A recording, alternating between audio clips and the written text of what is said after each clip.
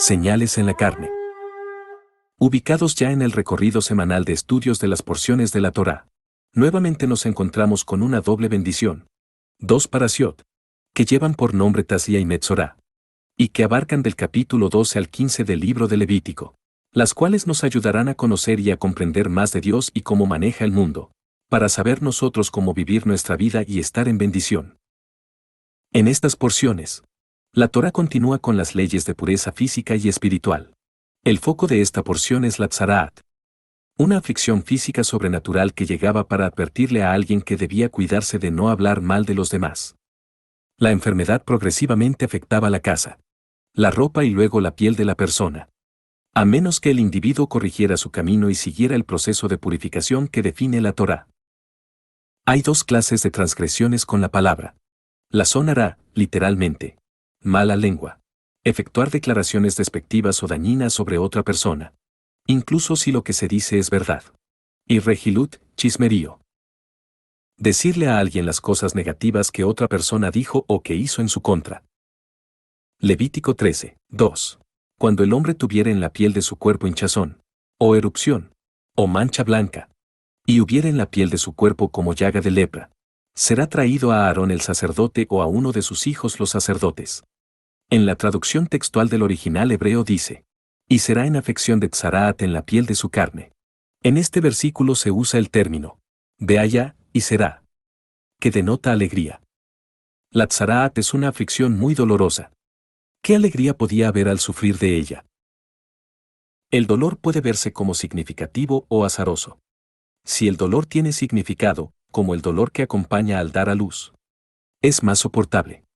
Si uno entiende que el dolor puede ser un llamado de atención para examinar nuestra vida, una expiación por algo malo que hicimos o un desafío y una oportunidad para crecer, entonces se puede valorar el dolor y apreciar su beneficio. Una persona puede desear no haber tenido que sufrir ese dolor. Puede detestar el dolor. Sin embargo, cuando se lo focaliza debidamente, podemos encontrar un elemento de alegría al valorar el significado del dolor. Levítico 13:5. Y al séptimo día el sacerdote lo mirará, y si la llaga conserva el mismo aspecto, no habiéndose extendido en la piel, entonces el sacerdote le volverá a encerrar por otros 7 días. La Torá requiere que un sacerdote sea quien decide si la aflicción de la piel es realmente tzaraat. Esto se debe a que los sacerdotes eran personas espirituales que enseñaban a la demás sabiduría. Ellos eran capaces de aconsejar a quienes eran afectados para que revisaran minuciosamente su comportamiento y corrigieran sus faltas. Ellos también le enseñaban a la persona cómo rezar a Dios para pedirle ayuda. Además, los sacerdotes mismos rezaban en beneficio de la persona afectada. Esta es una lección para quien siente que Dios le ha enviado una aflicción. Encuentra un guía espiritual que sea capaz de señalarte en qué áreas puedes mejorar. Pídele su consejo respecto a cómo rezar y pídele que rece por ti. Quienes siguen este procedimiento obtendrán grandes ganancias de su sufrimiento. Por eso la Torá continúa con el proceso de purificación para el Metzorá, la persona afligida con tzaraat y de la casa afligida con tzaraat. La porción culmina con el proceso de purificación por las descargas de la carne. Pero para poder comprender mejor el mensaje, vamos a desglosar para analizar más a detalle de lo que se trata. La primera porción de este estudio comienza con la palabra hebrea, tatzia, que literalmente significa concebir. Esta porción trata básicamente de la pureza o purificación, y contiene las reglas para purificar el cuerpo, la mente y el corazón. Llama mucho la atención que justo después de que la Biblia habla de los alimentos puros que debemos de consumir, inmediatamente viene el tema de dar a luz. Esto es porque de acuerdo a lo que la mujer consume durante el embarazo, le va formando su carácter al hijo. Esto en términos espirituales se le conoce como rasgar el alma. El tipo de alma va de acuerdo primeramente a la personalidad del padre, porque el padre es el que le da la sangre al hijo. Pero durante el embarazo, la mujer magnifica o simplifica esas cualidades con la alimentación que consume. Este es el proceso de emanación, cuando el hombre transfiere su linaje, semen. Formación. El proceso de embarazo en la mujer. Creación.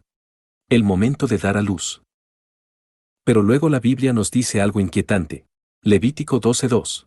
Habla a los hijos de Israel y diles: la mujer cuando conciba y dé a luz varón, será inmunda 7 días. Conforme a los días de su menstruación, será inmunda. ¿Por qué la mujer al dar a luz queda inmunda? ¿Acaso es pecado concebir un hijo? Aunque parece contradictorio, el momento de dar a luz un hijo es similar a cuando una persona muere. Cuando una persona muere, el alma deja el cuerpo. Así la mujer embarazada es portadora de un alma que forjó su cuerpo en su vientre, y cuando nace deja un vacío similar a cuando el alma sale del cuerpo. Y surgen residuos y requiere de un periodo y un proceso de recuperación. Y luego de los primeros 7 días de purificación, surge el tema controversial de la circuncisión. Levítico 12:3. Y al 8º día se circuncidará al niño. ¿Por qué al 8º día? La ciencia ha encontrado el 8º día de nacido como el momento ideal para circuncidar al niño, debido a que en la sangre no se encuentran cantidades normales del elemento de coagulación llamado vitamina K, sino hasta del 5º al 7º día después del nacimiento.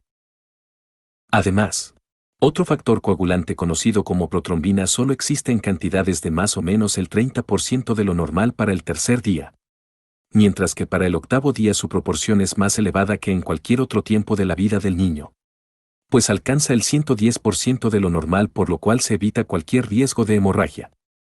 Por lo cual, el estudio científico de la vitamina K y de la protrombina permiten determinar que el día idóneo para circuncidar a un hijo es al 8º día de nacido. Ahora en el aspecto espiritual, el niño pasa su primera semana de vida y al día siguiente, ya entra en un nivel superior, en el nivel del pacto con Dios. Y además es indispensable que el niño pase por el influjo de un Shabbat para entrar en pacto, porque el órgano masculino transfiere la semilla de la vida y cuando esa semilla sale impura. El órgano viril es el medio por el cual se transmite el linaje, y el prepucio es el lugar donde se acumulan las impurezas del órgano. Cortar el prepucio para los que están en el camino de la fe significa concebir hijos para una nación pura. El mayor privilegio y responsabilidad de cada creyente es crear buenas relaciones públicas para con Dios en base a la Biblia. Ciertos mandamientos ponen a prueba esa relación, y uno de ellos es justamente el Brit Milá, el pacto de la circuncisión. ¿Por qué haríamos una cirugía sin necesidad médica? ¿En un bebé indefenso? ¿Y en esa parte tan sensible del cuerpo? La única motivación posible es el simple hecho de que Dios lo dijo. Al actuar de esta forma, estamos aumentando el respeto hacia Dios en el mundo, lo cual es la esencia de santificar su nombre. La circuncisión es uno de los pocos mandamientos que no pueden ser clasificados de forma convincente.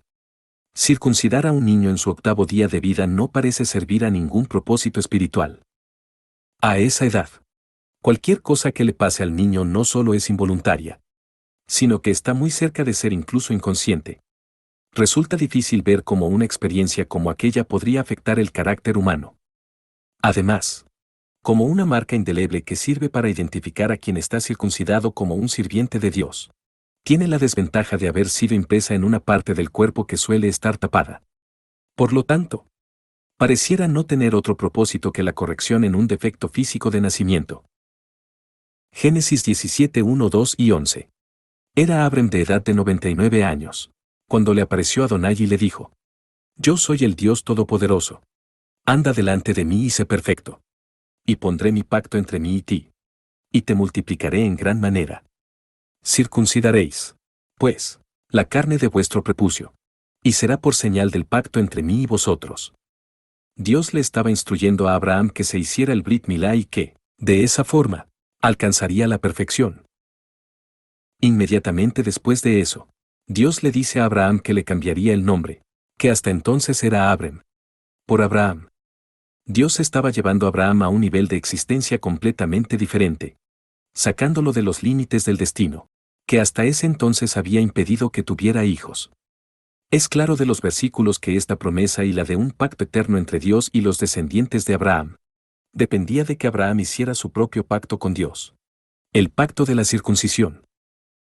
El ser humano tiene 248 órganos, que corresponden a los 248 mandamientos positivos de la Torá. Abraham fue conocido primero como Abrem, lo cual suma 243, que es el número de órganos que Dios puso bajo el control del hombre cuando lo creó.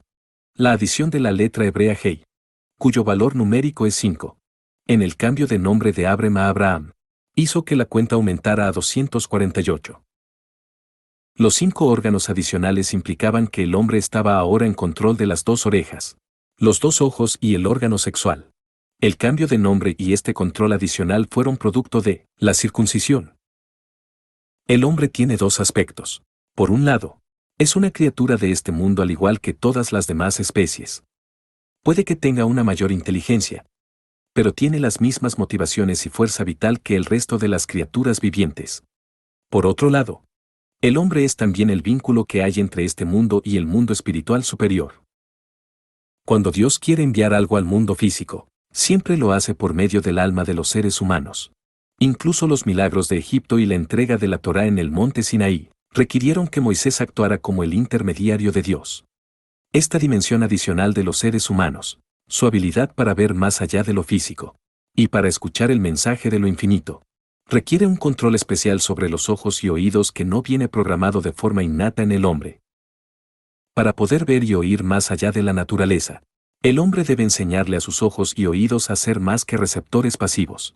Él deberá utilizar estos órganos de percepción para acceder a información del mundo espiritual a través del estudio de la Torá y aplicar la información que aprenda y hacerla parte del mundo natural. En el proceso, él transformará su mundo en un lugar en el que el Espíritu de Dios podrá habitar. De esta manera vemos que el Brit Milá está conectado al hecho de que el pueblo de Israel vive en un plano de existencia completamente diferente al resto del mundo.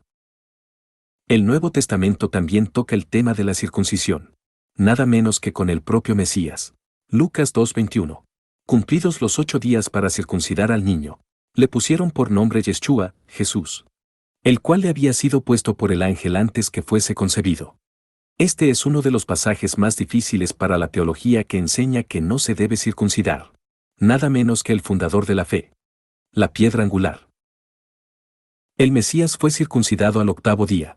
Ante esto, ¿cómo se justifica la teología cristiana de la época que debate en contra de las leyes de Moisés? Pues diciendo que Jesús se circuncidó para que nosotros ya no tengamos que hacerlo. Dice la religión que nosotros somos la circuncisión de Cristo, que como Él lo hizo, nosotros ya no tenemos que hacerlo. Ese es un argumento muy absurdo. Veamos la redención de Yeshua como primogénito. Lucas 2:22. Y cuando se cumplieron los días de la purificación de ellos, conforme a la ley de Moisés, le trajeron a Jerusalén para presentarlo al Señor. Como está escrito en la ley del Señor: todo varón que abriere la matriz será llamado santo al Señor. El primogénito tenía una labor específica: ser santo al Señor. Según la ley, debía ser redimido. Y esto fue lo que José y María estaban haciendo en el templo. Lucas 2:24. Y para ofrecer conforme a lo que se dice en la ley del Señor, un par de tórtolas, o 2 palominos. La ofrenda que ellos llevaron no fue la de un cordero, porque ese niño que se estaba circuncidando en ese momento sería más adelante el Cordero de Dios. El mismo capítulo 2 del médico amado Lucas nos revela un objetivo claro. Lucas 2:39-42. Después de haber cumplido con todo lo prescrito en la ley del Señor, volvieron a Galilea, a su ciudad de Nazaret. Y el niño crecía y se fortalecía, y se llenaba de sabiduría, y la gracia de Dios era sobre él. Iban sus padres todos los años a Jerusalén en la fiesta de la Pascua, y cuando tuvo 12 años, subieron a Jerusalén conforme a la costumbre de la fiesta. De entrada, entonces vemos que María cumplió con las leyes de purificación durante 7 días, luego de dar a luz a Yeshua tal como lo marca la ley en Levítico 12, y al 8º día de nacido el Mesías fue circuncidado.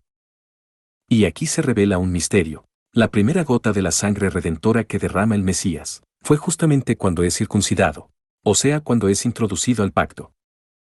La circuncisión solía realizarla el cabeza de la casa, aunque no siempre era así. En tiempos posteriores la practicaba alguien designado y preparado de antemano para esta operación. En el primer siglo parece que llegó a ser costumbre dar nombre al niño cuando se le circuncidaba. Lucas 1:59-60. Aconteció que al 8º día vinieron para circuncidar al niño, y le llamaban con el nombre de su padre, Zacarías. Pero respondiendo su madre, dijo: no, se llamará Juan. Un dato interesante es que los israelitas no circuncidaron a los varones recién nacidos durante los 40 años que vagaron por el desierto, de manera que, después de cruzar el Jordán, Josué hizo que todos aquellos varones fueran circuncidados con cuchillos de pedernal en Gilgal, y Adonai los protegió hasta que se recuperaron. Josué 5:2-9. En aquel tiempo Adonai dijo a Josué: hasta cuchillos afilados. Y vuelve a circuncidar la segunda vez a los hijos de Israel. Y Josué se hizo cuchillos afilados. Y circuncidó a los hijos de Israel en el collado de Aralot. Esta es la causa por la cual Josué los circuncidó. Todo el pueblo que había salido de Egipto. Los varones. Todos los hombres de guerra. Habían muerto en el desierto. Por el camino. Después que salieron de Egipto. Pues todos los del pueblo que habían salido.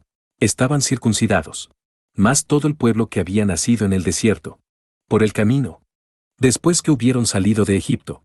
No estaba circuncidado.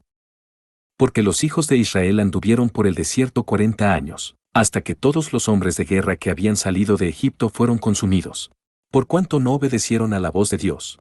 Por lo cual Dios les juró que no les dejaría ver la tierra de la cual Jehová había jurado a sus padres que nos la daría. Tierra que fluye leche y miel. A los hijos de ellos. Que él había hecho suceder en su lugar. Josué los circuncidó. Pues eran incircuncisos. Porque no habían sido circuncidados por el camino. Y cuando acabaron de circuncidar a toda la gente, se quedaron en el mismo lugar en el campamento, hasta que sanaron. Y Adonai dijo a Josué: Hoy he quitado de vosotros el oprobio de Egipto. Por lo cual el nombre de aquel lugar fue llamado Gilgal, hasta hoy. La circuncisión después del exilio. La influencia griega empezó a dejarse sentir en el Oriente Medio 2 siglos después del regreso de los judíos de Babilonia, y muchos pueblos dejaron de practicar la circuncisión e incluso los efraimitas esparcidos. Sin embargo, Judá y Benjamín como tribus unidas, siempre mantuvieron en alto la Torá y por eso cuando el rey sirio Antíoco IV Epífanes proscribió la circuncisión, se encontró con madres judías que preferían morir antes de negar a sus hijos, la señal del pacto. Sin embargo, más tarde bajo su mandato, algunos judíos volvían al estado de incircuncisión por temor a sus opresores paganos. Entonces, tomaban un hierro y se estiraban el remanente del prepucio para así cubrir el glande. Años más tarde, el emperador romano Adriano descubrió lo mismo cuando prohibió a los judíos circuncidar a sus niños. El concepto circuncisión se usa también en sentido figurado. Por ejemplo, se decía que después de plantar un árbol en la tierra prometida, por 3 años continuaría incircunciso para ellos. Su fruto se consideraba como su prepucio. No debía comerse. Levítico 19:23.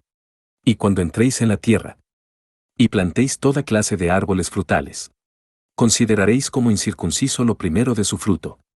3 años os será incircunciso. Su fruto no se comerá. Aunque la circuncisión física es un mandato divino según la Torá, Adonai también mostró repetidas veces el interés por un concepto simbólico, pues aconsejó a Israel circuncidase el prepucio de sus corazones. ¿El corazón tiene prepucio? Deuteronomio 10:16. Circuncidad, pues, el prepucio de vuestro corazón, y no endurezcáis más vuestra cerviz. Levítico 26:41. En ese tiempo yo estaré yendo contra ellos, trayéndolos a la tierra de sus enemigos. Pero sus corazones incircuncisos se harán humildes y ellos habrán sido pagados el castigo de sus fechorías. Jeremías 9:26. A Egipto y a Judá, a Idem y a los hijos de Amón y de Moab, y a todos los arrinconados en el postrer rincón, los que moran en el desierto. Porque todas las naciones son incircuncisas, y toda la casa de Israel es incircuncisa de corazón. Así por lo tanto, el circuncidar el corazón significa librarse de cualquier cosa en el modo de pensar, afectos o motivos que sea desagradable e inmunda a los ojos de Dios y que insensibilice el corazón. El prepucio del corazón está en los ojos y en los oídos.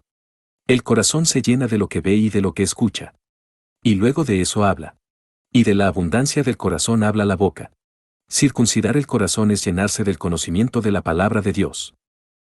Porque en su palabra está su presencia. Y en la doble bendición de esta semana, pasemos a profundizar en la siguiente parashá. La palabra de inicio en esta porción es Metzorá, que se traduce como leproso. Pero se considera que en realidad es un código para decir Motzirá, que es un nivel más grave aún que Lashon Hará, hablar mal de las personas. Motzirá es difamar. De ahí el mandamiento de Éxodo 20:16. No hablarás contra tu prójimo falso testimonio. Pero todo esto tiene un origen y ese origen se le conoce en hebreo como Yetzer Hará, la inclinación al mal. Todos nosotros tenemos una inclinación al mal. Génesis 8:21. Y percibió Adonai olor grato. Y dijo Dios en su corazón: No volveré más a maldecir la tierra por causa del hombre. Porque el intento del corazón del hombre es malo desde su juventud. Ni volveré más a destruir todo ser viviente, como he hecho.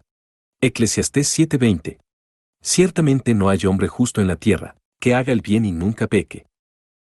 La segunda porción de esta semana se llama Metzorá, que se traduce como leproso.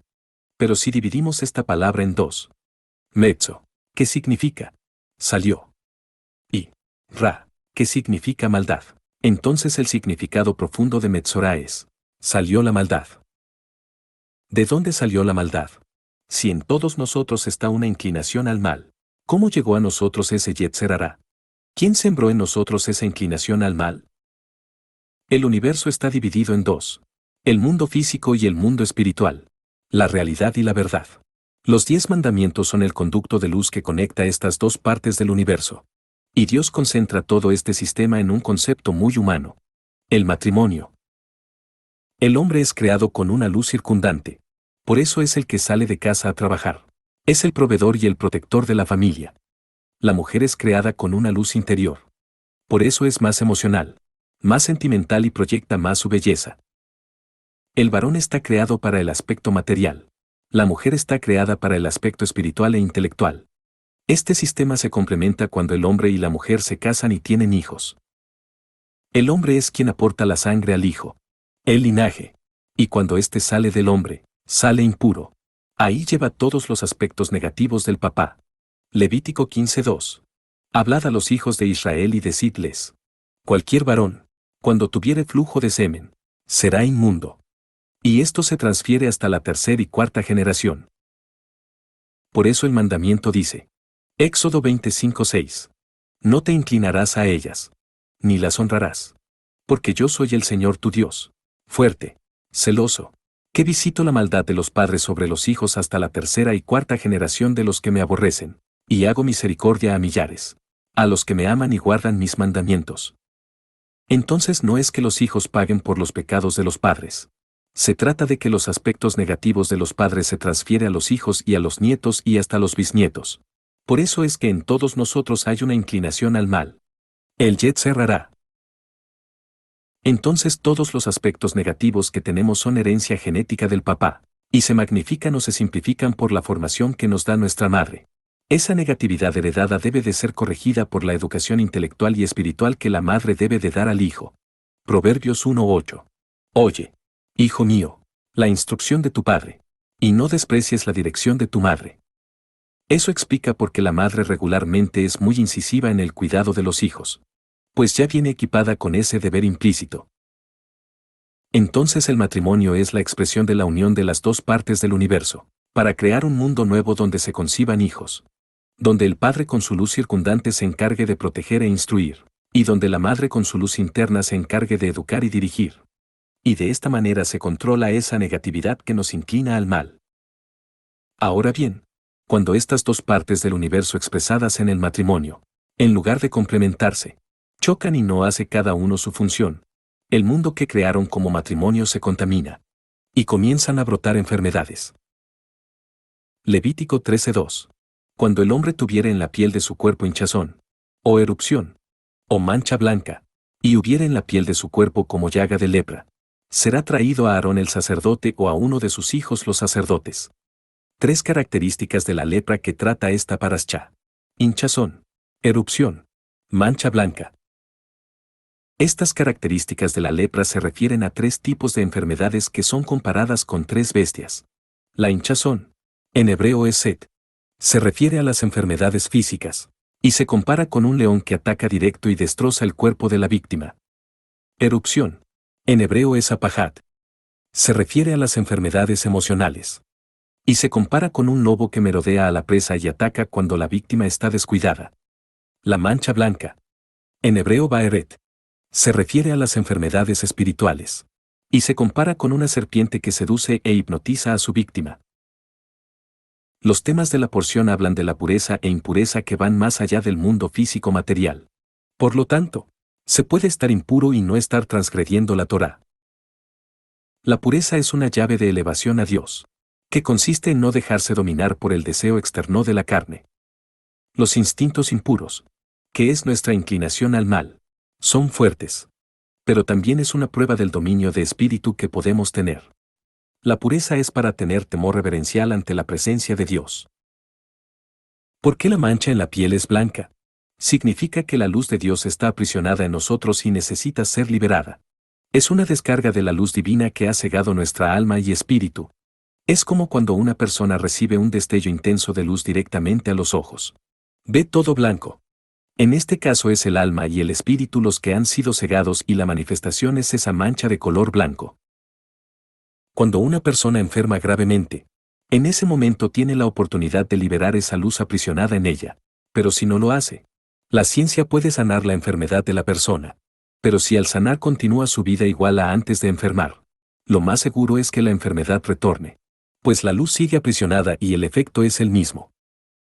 Las repercusiones de lo espiritual a lo físico son terribles. Pues una pequeña fisura en el interior se va a manifestar como un gran hueco en el exterior. La lepra es una enfermedad infecciosa crónica causada por Mycobacterium leprae, también conocido como bacilo de Hansen. Afecta principalmente la piel, los nervios periféricos, la mucosa de las vías respiratorias altas y los ojos. Es una enfermedad curable y su tratamiento es gratuito. Si se trata en las primeras fases, se evita la discapacidad. Si reconoces manchas en la piel, con pérdida de la sensibilidad, no pican, no rascan, no duelen. No dudes en acudir al médico para realizar un examen clínico y así poder identificar y tratar a tiempo. El ser humano se divide en tres manifestaciones del alma. Nefesh, de donde parten las acciones. Ruach, donde se anida la palabra. Neshama, donde se ocultan los pensamientos. Por eso el ser humano se manifiesta en acciones, palabras, pensamientos. La pregunta entonces es, para los que ya no recibimos la formación de nuestra mamá y aún cargamos con esa herencia de los aspectos negativos del papá, ¿qué podemos hacer? Nuestro trabajo espiritual consiste en formar una conciencia que limpie esos aspectos negativos. Concentrándonos en el conocimiento que adquirimos de Dios a través del estudio de la Torá en cada Shabbat y la práctica inmediata de todo lo que aprendemos, porque así logramos romper con esa inclinación al mal, solo estando en la presencia de Dios. Y en su palabra está su presencia.